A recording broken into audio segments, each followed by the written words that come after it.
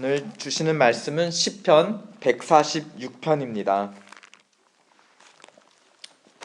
구약 시편 146편 1절로 10절까지 말씀입니다. 할렐루야, 내 영혼아 여호와를 찬양하라. 나의 생전에 여호와를 찬양하며 나의 평생에 내 하나님을 찬송하리로다.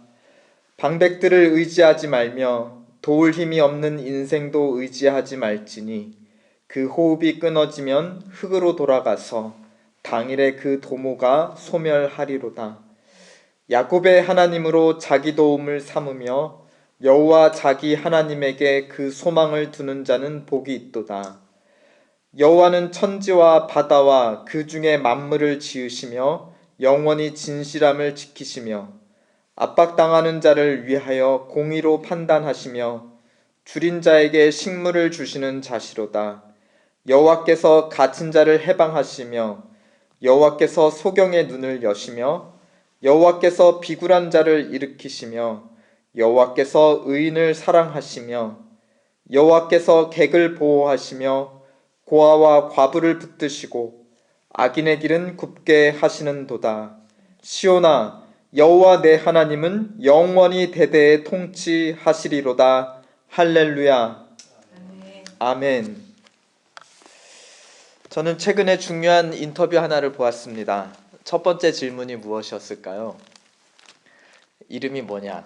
그죠? 이름이었습니다. 이름은 누군가 멀리서도 나를 이르는 말, 그래서 이름인 것이죠. 여러 사람 중에 나를 지목해서 불러내는 일이 바로 이름입니다. 이름이 없다고 상상해 보면 그 이름의 필요와 또 가치를 우리는 금방 느낄 수 있습니다. 여기 한 수백 명이 모여 있는데 거기서 제가 제 아내를 어떻게 찾을 수 있을까요? 그래서 이름이 없다면, 그래서 세상에서 가장 아름다운 분 나오세요. 그러면은 그렇게 말해야 되겠죠, 그렇죠? 사실이니까. 그럼 막 여성들이 다 나올 겁니다. 그러면 제가 세상에서 가장 아름답고 한국에서 왔으며 음악 치료사인 분 나오세요 하면 이제 그때 제 아내가 혼자 나올 수 있을 겁니다. 길게 이렇게 말해야 되겠죠. 그냥 조현 씨 나오세요 그러면은 간단한데, 그렇죠? 이름이 없다면 길게 불러야 할 것입니다. 그러니까 만약 세상에 단 한 사람만, 한 존재만 존재한다면 이름은 필요 없겠죠. 왜냐하면 홀로 존재하니까. 이름이 필요하다는 건 여러 존재들이 모여서 함께 어울려 산다는 의미이기도 합니다. 하나님이, 그렇죠? 여러 존재들을 창조하셨어요. 그리고 아담에게, 그 동물들에게 이름을 줘서 구별하라고 명령을 하셨습니다. 여러 존재가 함께 살기에 우리는 고유한 이름, 그 존재 하나를 지목해서 불러내기에 필요한 이름이 필요하다는 것입니다. 이름은 구별하기 위한 것이죠. 그렇죠? 구별해서 불러내요. 그러나 불러낸 다음에는 어떻게 하는 것이죠? 나와 특별한 관계를 맺기도 하는 것입니다. 그러니까 이름은 구별하기 위한 것이면서도 또 상대하기 위한 것, 관계가 시작된다라는 것입니다. 모세가 애굽에서 도망쳐서 40년 동안 광야 생활을 했죠. 그러다 어느 날 양을 치다가 호렙산에까지 이르렀는데 거기서 떨기나무 불꽃 사이로 하나님을 만나게 됩니다. 그때 하나님께서 모세야 모세야 부르시며 그를 불러내셨다 하였습니다. 이름을 부른다는 것은 모세를 하나님 앞으로 구별해낸다는 것이고, 이제 앞으로 불러내었으니 하나님과 상대하기 시작한다는 것, 관계가 시작된다는 것, 그리고 소명이 시작된다는 것을 의미했습니다. 하나님께서 모세를 불러내어 애굽으로 가라고 하십니다. 그러자 모세가 이렇게 물어보죠. 내가 가서 사람들에게 내가 만난 신이 너희를 애굽에서 불러내라 하신다 라고 말한다면 그 사람들이 저에게 물을 것입니다. 너를 보낸 자의 이름이 무엇이냐? 그러면 내가 뭐라고 대답을 할까요?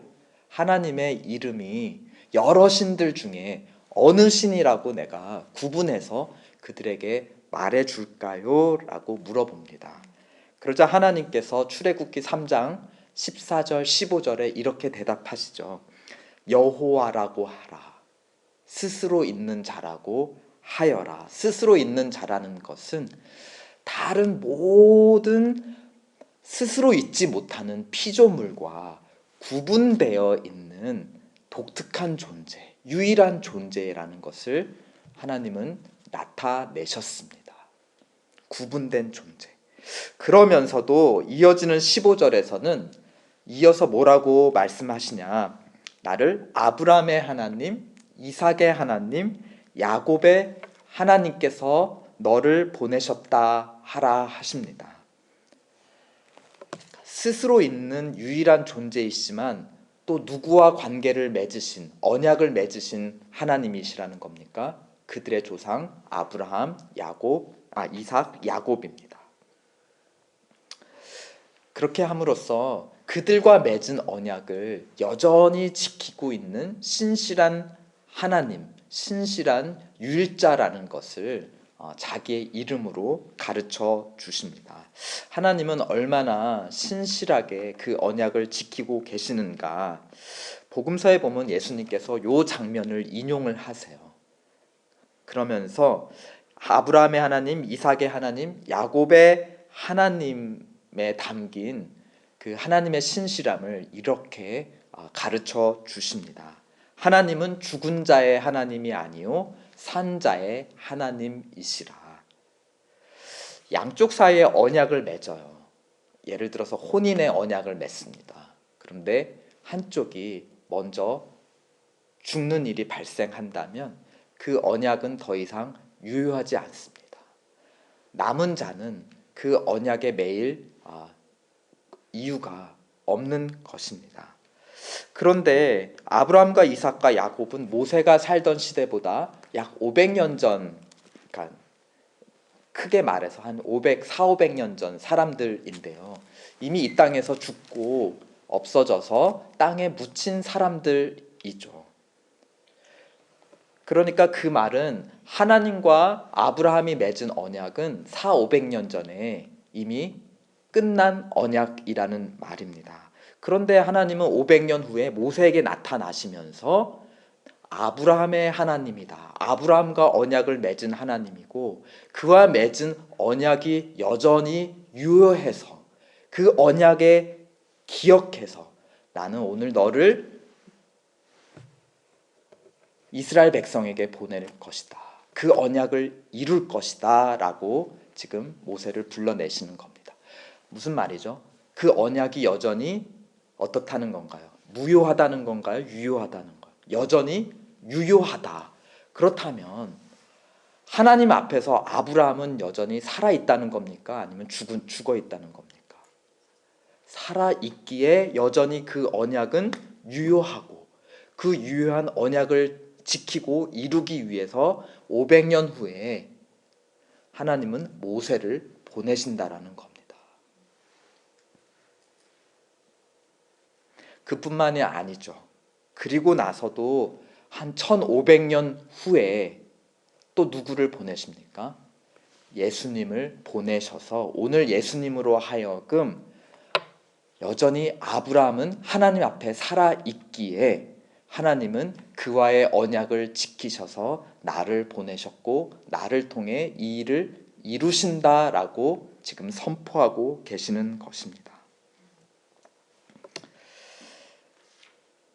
여호와라는 이름, 또 아브라함에게 모세에게 계시하신 이름은 하나님의 절대적인 능력을 우리에게 나타내시면서도 또한 언약 백성을 향한 하나님의 신실하심을 우리에게 드러내고 있습니다.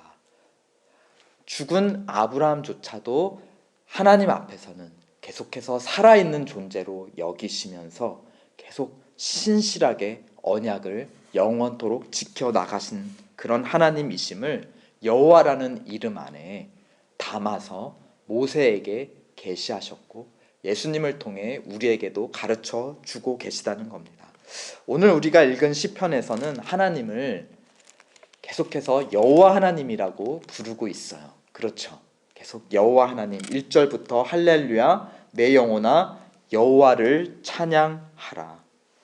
특히 5절에 보면은 하나님을 야곱의 하나님이라고 부르고 있고 여호와 자기 하나님이라고 고백하고 있습니다.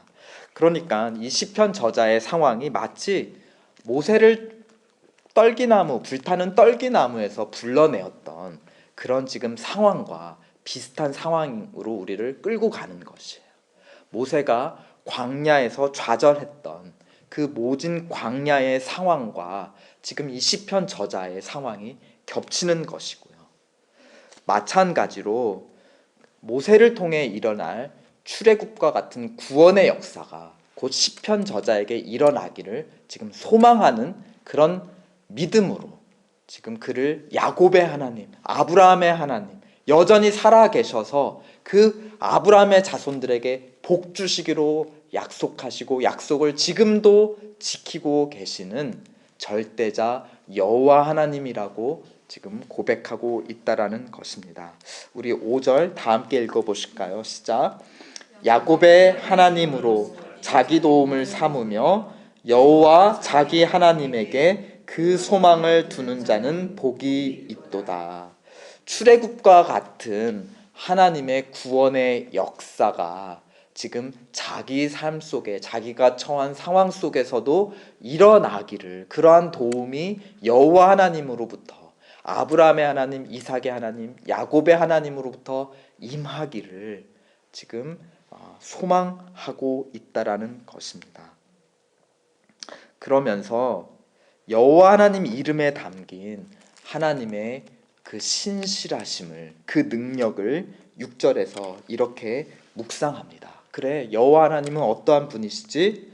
여호와는 천지와 바다와 그 중에 만물을 지으신 유일하신 분이야. 그는 지음받은 존재가 아니라 스스로 있는 자 여호와 창조주 하나님이야. 그런데 그런 하나님이 또 어떤 분이시지? 영원히 진실함을 지키신다. 여기서 진실함은 신실함으로도 번역될 수 있습니다. 누구를 향해 영원히 신실함을 지킨다는 겁니까? 언약 백성들을 향해서, 아브라함의 자손들을 향해서 영원히 그 앞에 살아있는 아브라함을 대하여 영원히 유효한 언약을 지금 신실하게 지키시는 하나님이시다. 그러므로 아브라함의 자손인 나 언약 백성인 나를 하나님 기억하시고 도와주실 것을 나 또한 믿습니다. 그리고 찬양합니다. 할렐루야. 하나님은 어떻게 언약 백성에게 그 신실함을 베푸신다는 겁니까? 7절 억울한 자에게는 공의를 베풀어 주시고 줄인 자에게는 먹을 것을 주시며 갇힌 자에게는 자유를 주신다. 이거 출애굽 사건과 비슷한 하나님의 구원의 손길입니다. 또 8절 보지 못하는 자에게 하나님의 영광을 보여주시며 엎드려진 자에게는 일어설 힘을 주신다. 의인에게는 사랑을 주신다. 9절 이민자와 고아와 과부는 보호를 베풀어 주신다. 그러나 악인에게는 패망을 주신다. 마치 하나님께서 하나님을 대적하여 마음을 굳게 하였던 파라오에게 패망을 주셨던 것처럼 악인의 길은 굽게 하신다. 그의 마음에 품은 뜻이 이루어지지 못하도록 막아 서신다. 그러면서 3절과 4절에서 우리에게 비교 선택하라고 묻습니다. 너희는 이러한 여호와 하나님, 아브라함의 하나님을 믿고 의지할 것이냐? 아니면 하나님을 대적하다가 망해버린 파라오 같은 이 땅의 방백들을 의지할 것이냐? 오늘 시편 저자는 1절에서 내 영혼아 여호와를 찬양하라 라는 선포로 시작을 합니다. 그런데 10절에는 어떻게 마무리하죠? 다 함께 읽어보실까요? 시작. 시온아 여호와 내 하나님은 영원히 대대 통치하시리로다. 할렐루야. 시온, 그러니까 모든 언약 백성들을 이 찬양으로 초대하면서 축복하는 것입니다. 모세를 불러 자기 이름을 여호와 하나님 또 아브라함의 하나님으로 계시하신 하나님은 모세를 통해서 이스라엘 백성을 애굽에서 구원해 내십니다. 또 모세가 호렙산에서 엎드려 떨기나무 앞에서 경배한 하나님은 이스라엘 백성들을 호렙산으로 불러내어서 그들로 하나님 앞에 경배하게 하십니다. 신의 산이 호렙산이죠. 같은 산인데 지명을 서로 언어에 따라서 다르게 부를 뿐입니다. 그렇죠. 신의 산에서 모세를 불러내어 경배하게 하시는 하나님, 모세를 통해 언약 백성 전체를 애굽에서 불러내어 신의 산에서 하나님 앞에 엎드려 경배하게 하신다는 것입니다. 그러니까 모세야 모세야라고 하나님께서 한 사람의 이름을 지명하여 불러내실 때는 공동체를, 하나님의 언약 백성 공동체를 향한 계획이 있으시다는 것입니다. 내 영혼아 여호와를 찬양하라. 부름받은, 지명받은 한 사람이 하나님을 찬양할 때는 공동체 전체가 하나님께 순종하고 하나님께 찬양하는 그러한 구원의 역사가 일어난다라는 것입니다. 우리 한 사람을 오늘 이름을 불러 지명하실 때는 우리를 향한 축복이 넘쳐서 반드시 공동체로 흘러 넘칠 줄 믿습니다. 우리가 하나님의 이름을 부르기 전에, 모세가 여호와 하나님 이름을 부르기 전에 하나님께서 먼저 그의 이름을 부르시고 그를 지명하여 불러내셨습니다. 아멘. 우리 오늘 들은 말씀을 기억하면서 함께 기도합시다. 우리 신약에서는 더 이상 하나님을 아브라함의 하나님으로 부르지 않습니다. 대신 아브라함보다 더 크신 분, 예수 그리스도의 하나님이라고 신약은 부르고 있습니다. 그분은 부활하셨습니다. 영원히 살아 계신 분이시며 아브라함도 바라고 고대했던 그런 더 영원하신 언약의 중보자, 아브라함보다 더 영원하고 확실한 하나님과 우리 사이의 언약의 중보자이십니다. 그분이 살아 계심으로 그분과 하나님 아버지께서 맺은 언약은 영원히 변치 않으십니다. 천지를 지으신 그 능력으로 하나님은 언약 백성에게 약속하신 것을 신실하게 지키실 것입니다. 그 하나님의 신실함에 의지하여 오늘도 우리의 간구와 소원들을 아뢰시다. 그리고 우리는 언제나 하나님 앞에 그러므로 살아있는 존재이므로 간구할 수 있고, 또한 우리 한 사람을 불러내시고 축복하실 때 우리 공동체 전체가 축복받게 하여 주시옵소서 기대하고 또 간구하는 오늘 아침 되기를 예수님의 이름으로 축원드립니다. 우리 함께 기도합시다.